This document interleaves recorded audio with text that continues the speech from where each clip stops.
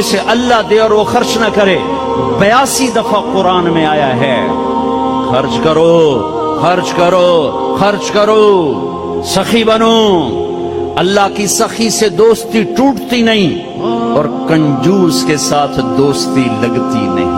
عبید اللہ بن عباس اہل البیت ان کی سخاوت کے چرچے تھے۔ کسی نے پوچھا آپ نے اپنے سے بڑا سخی بھی دیکھا ہے؟ کہنے لگے ہاں دیکھا ہے۔ کہاں؟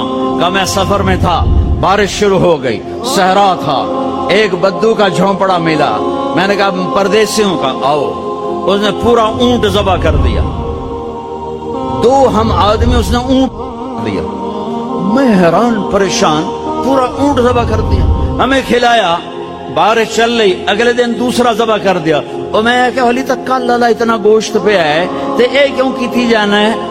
میں پرانے نو کدی بیا گوشت نہیں کھوایا تازہ، میں نے مہمانوں کو کبھی بس کھلایا۔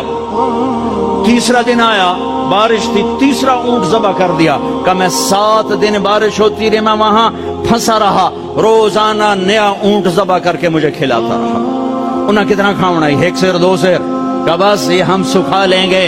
میرا مہمان باسی روٹی نہیں کبھی کھایا کرتا، کہ وہ مجھ سے بھی بڑا سخی تھا۔ حاتم تائی سے کسی نے پوچھا اپنے سے بڑا سخی دیکھا؟ کہاں دیکھا ہے؟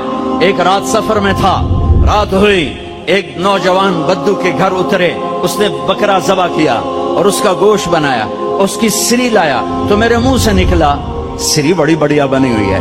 اس کے بعد ہمیں نہیں پتا، اور اس سریاں لا لا کے بھون کے کھلاتا رہا کھلاتا رہا کھلاتا رہا۔ جب صبح ہوئی تو ہم نے دیکھا 100 بکرے ذبح کر کے ہمیں کھلا دیے تھے۔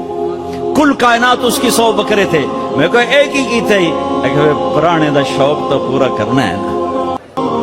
تو کہنے لگے حاتم تائی، میں نے کہا اس کو 100 اونٹ انعام دے دیے جائیں۔ حاتم تائی کے پاس 100 اونٹ دینا کوئی بڑی گل نہیں، لیکن ایک غریب آدمی کا 100 بکرے ذبح کر دینا، ساری کائنات ذبح کر دی اس نے، اور ابھی تو اسلام بھی نہیں آیا تھا اور یہ سخاوت تھی۔ ارے تم تو مسلمان ہو پھر بخیل ہو، رب العالمین کہتے ہو پھر پیسہ نہیں خرچ